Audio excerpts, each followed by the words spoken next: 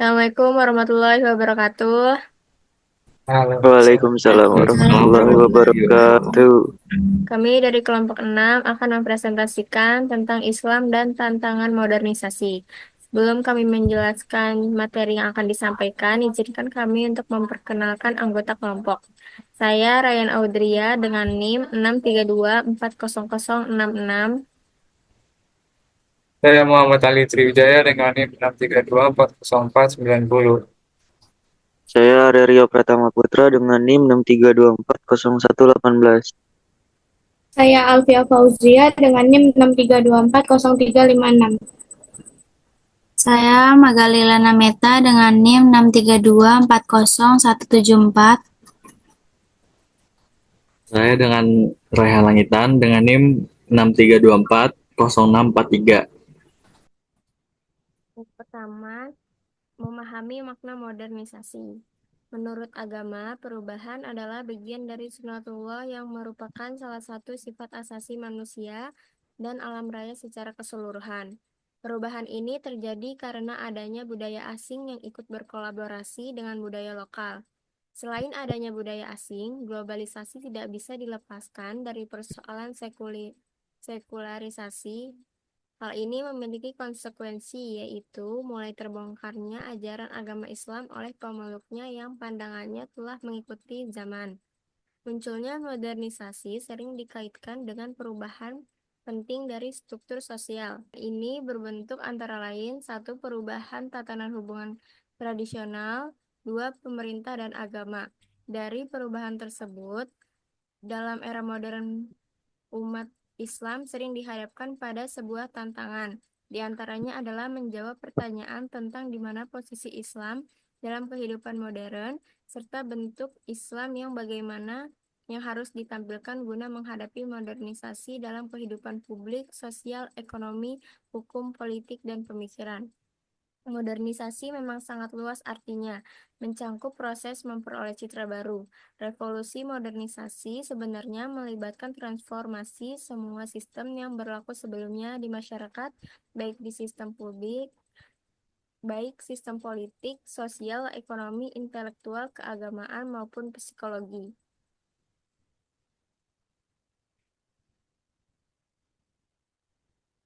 Pandangan Islam tentang iptek, ekonomi, politik, sosial budaya, dan pendidikan. Pandangan Islam dalam iptek menjadi tolak ukur bagi suatu bangsa yang maju dan tidak maju. Peran iptek diantaranya membantu manusia dalam segala bidang kehidupannya, seperti bidang sosial, bidang kebudayaan, bidang ekonomi, dan lain sebagainya. Saat ini kita hidup di era modernisasi yang hampir semua kebutuhan sudah sangat canggih. Dalam pandangan Islam, iptek bersifat netral, yaitu bisa memberikan dampak positif dan negatif, sehingga Islam memandang iptek berdasarkan niat, motivasi, tujuan, dan dampak. Allah menciptakan manusia memiliki potensi akal dan pikiran sebagai bekal di dunia yang merupakan kelebihan dan keistimewaan yang diberikan. Terdapat pada firman Allah dalam Quran Surat Al-Isra ayat 70 yang bermaksud Allah memudahkan bagi anak Adam pengangkutan-pengangkutan di daratan dan di lautan untuk memperoleh kehidupan.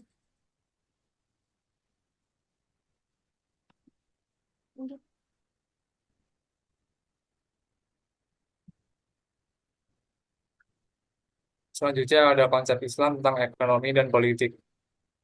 Politik ekonomi terdiri dari kata politik dan ekonomi.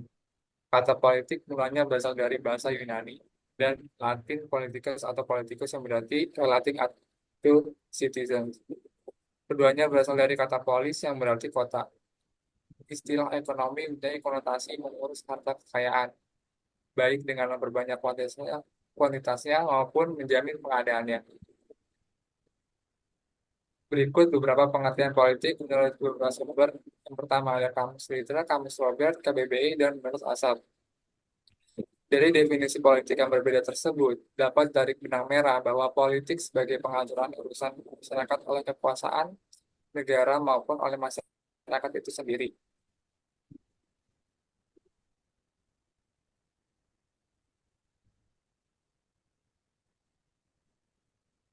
Problem dan tujuan utama ekonomi Islam. Politik ekonomi Islam selalu mengacu kepada problem utama, yakni jaminan terpenuhinya semua kebutuhan primer atau basic needs setiap individu, masyarakat, serta kemungkinan setiap individu untuk memenuhi kebutuhan-kebutuhan sekundernya.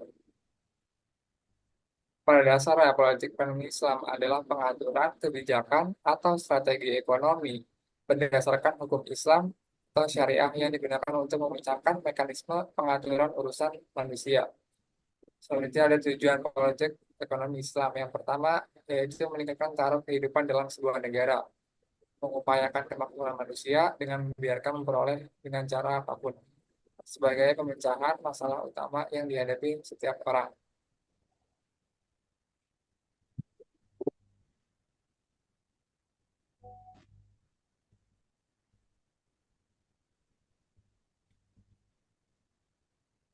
Islam telah mensyariatkan hukum-hukum ekonomi kepada manusia atau kepada pribadi. Islam bahkan sudah menjadikan pandangannya kepada apa yang dituntut oleh masyarakat sebagai asas dalam memandang kehidupan dan kemakmuran. Karena itu, Islam memperhatikan hal-hal yang menjadi tuntutan masyarakat pada saat melihat terjamin tidaknya kehidupan serta mungkin tidaknya tercapainya kemakmuran. Oleh karena itu, hukum-hukum syara telah menjaminkan tercapainya pemenuhan seluruh kebutuhan primer pada setiap warga negara Islam secara menyeluruh.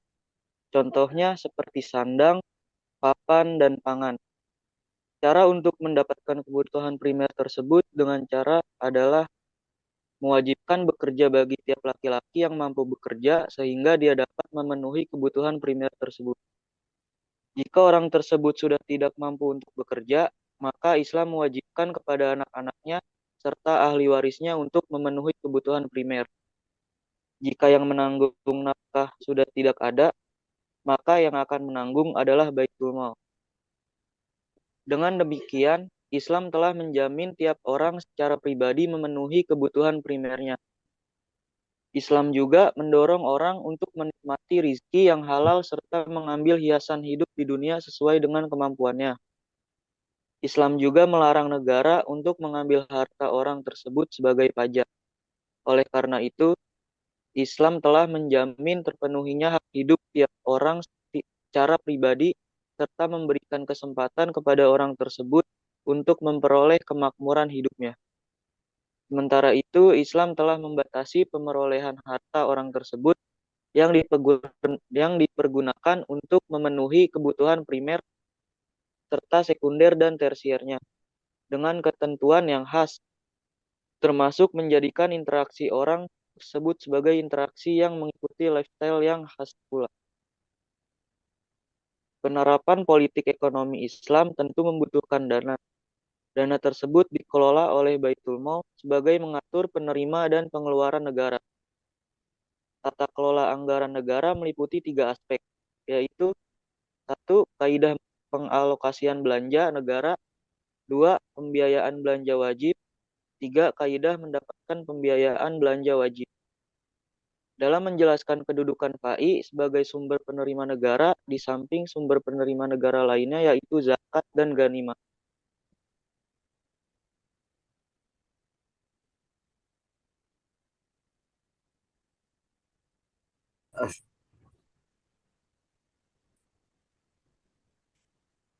Dalam atsar tersebut, Umar radhiyallahu anhu menyebutkan 3 kelompok harta, yaitu zakat, ghanimah, dan PAI. Pembagian zakat adalah 8 kelompok manusia yang disebutkan dalam surat At-Taubah ayat 60. Yang dimaksud, sesungguhnya zakat-zakat itu hanyalah untuk orang-orang fakir, orang-orang miskin, pengurus-pengurus zakat, para mualaf yang dibujukkan hatinya, untuk memerdekakan budak, orang-orang yang berhutang untuk jalan Allah dan untuk mereka yang sedang dalam perjalanan, sebagai suatu ketetapan yang diwajibkan Allah dan Allah Maha mengetahui lagi Maha bijaksana. Quran Surat At-Taubah ayat 60. Ghanimah dibagikan kepada mereka yang telah ditentukan PAI yang dirinya dilakukan pemberian.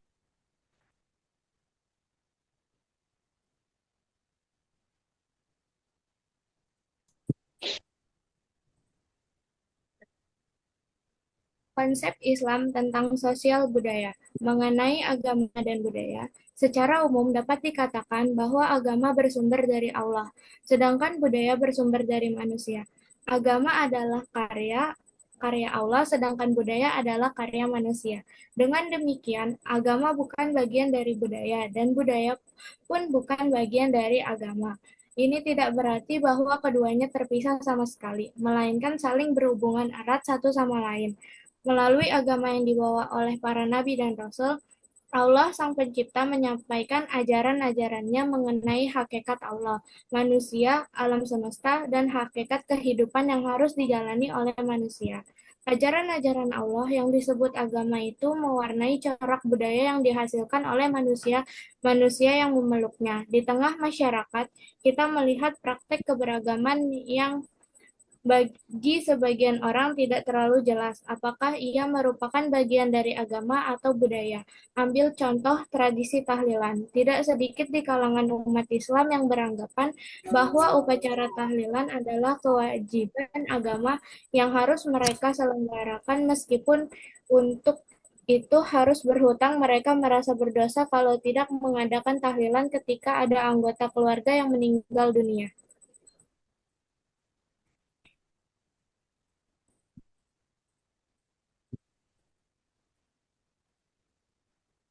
Padahal yang diperintahkan oleh agama berkaitan dengan kematian adalah memandikan, mengkafani, menyolatkan, mengantar ke makam, memakamkan, dan mendoakan. Sangat simpel dan hampir tidak memerlukan biaya. Ini berarti bahwa upacara tahlilan pada dasarnya adalah tradisi dan bagian dari budaya bangsa yang mungkin telah ada sebelum datang Islam, yaitu tradisi kumpul-kumpul di rumah duka yang kemudian diislamkan atau diberi corak Islam. Salah satu contoh penggunaan budaya dan adat ini perintah Allah Ta'ala kepada para suami dengan pergaulilah mereka dengan cara yang makruf. Quran Surat An-Nisa ayat 19. Batasan nilai-nilai makruf yang diwajibkan pada suami untuk diterapkan terhadap istrinya dalam kehidupan berumah tangga adalah ditentukan oleh budaya adat istiadat masyarakat mereka sendiri, selama tidak mengandung dosa atau kezaliman terhadap salah satunya.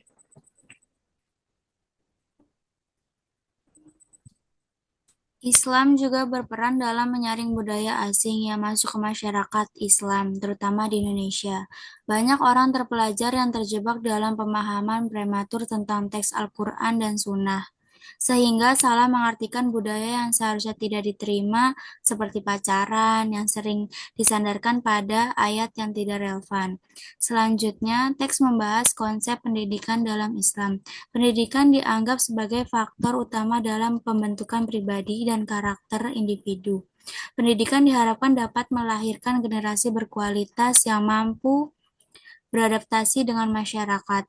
Reformasi pendidikan diperlukan untuk menghadapi tuntutan global dan mempersiapkan generasi masa depan.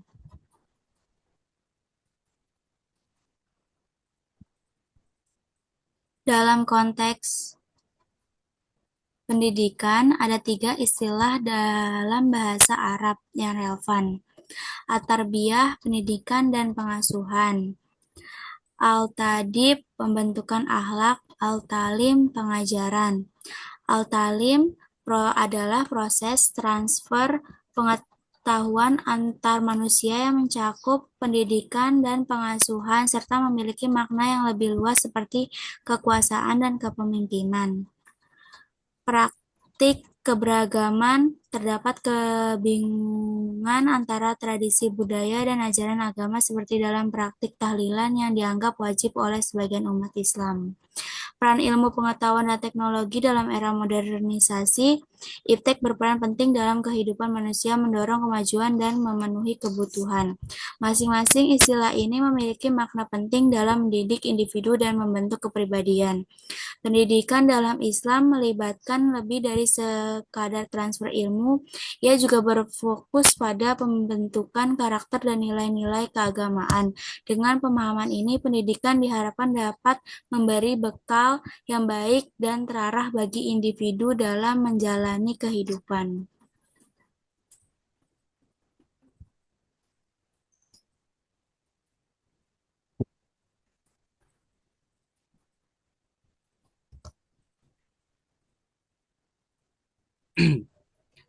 Pendidikan Islam adalah proses transinternalisasi atau transaksi pengetahuan dan nilai-nilai Islam kepada peserta didik melalui upaya pengajaran, pembiasaan, bimbingan, pengasuhan, pengawasan, dan pengembangan potensi, guna mencapai keselarasan dan kesempurnaan hidup di dunia dan akhirat.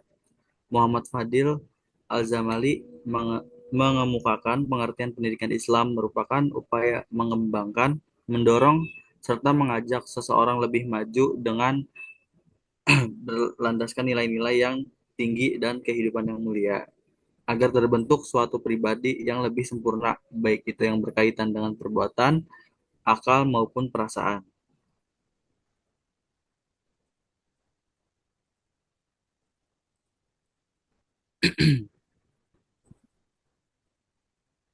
Sedangkan berikut beberapa hadis yang membahas tentang pendidikan. Satu, menuntut ilmu merupakan kewajiban bagi setiap muslim. Hadis riwayat Ibnu Majah. Dua, siapa saja yang Allah kehendaki baginya kebaikan maka ia akan difahamkan dalam masalah agama. Hadis riwayat Bukhari dan Muslim. Tiga, tidak diperbolehkan iri kecuali pada dua hal, yaitu seseorang laki-laki yang Allah karuniai harta, lantas ia membelanjakannya di jalan yang benar, dan seorang Allah yang karuniai hikmah atau ilmu, lantas ia beramal dengannya serta mengajarkannya. Hadis riwayat Bukhari dan Muslim. Empat, jika seorang anak Adam, yaitu manusia meninggal, maka seluruh malamnya terputus kecuali dari tiga hal: sedekah jariah, ilmu yang bermanfaat, dan anak solih yang senantiasa mendoakannya. Hadis riwayat Muslim. 5. Barang siapa yang menapaki suatu jalan dalam rangka mencari ilmu, maka Allah akan memudahkan baginya jalan ke surga. Hadis riwayat Ibnu Majah dan Abu Daud. Islam dalam bukunya Ilmu Pendidikan Islam, menurut beliau, aspek tujuan pendidikan Islam itu meliputi 4 hal, yaitu 1. Tujuan jasmaniah, 2. Tujuan rohaniah, 3. Tujuan akal, dan 4. Tujuan sosial.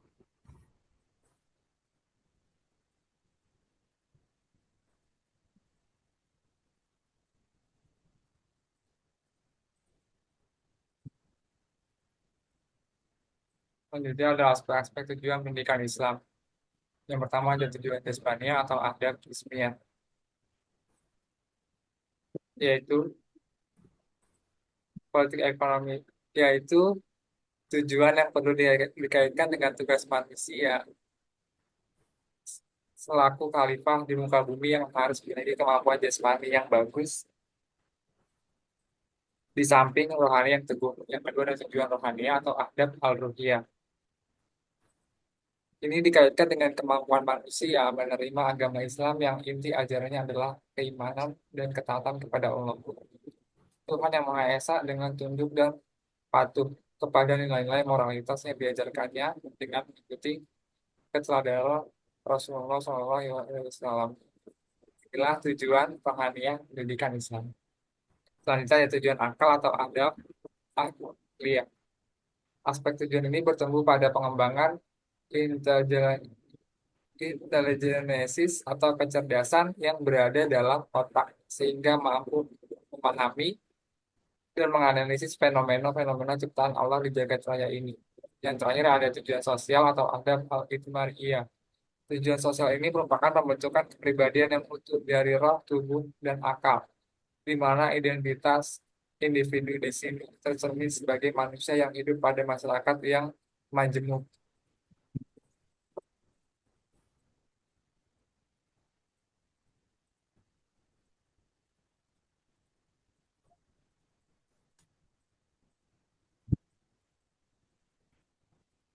Kesimpulan dari materi ini adalah dalam Kamus Besar Bahasa Indonesia, istilah modern artinya terbaru.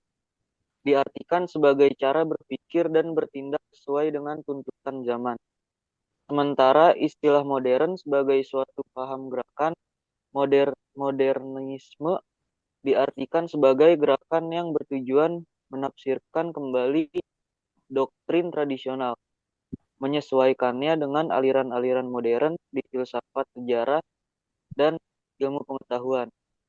Sebab pada faktanya modernisasi tersebut adalah modernisasi agama, yaitu sebuah sudut pandang religius yang didasari oleh keyakinan bahwa kemajuan ilmiah dan budaya modern membawa konsekuensi reaktualisasi berbagai ajaran keagamaan tradisional mengikuti disiplin pemahaman filsafat ilmiah yang tinggi. Dengan kata modernisme adalah sebuah gerakan yang bergerak secara aktif untuk melumpuhkan prinsip-prinsip keagamaan agar tunduk pada nilai-nilai kemodernan Barat.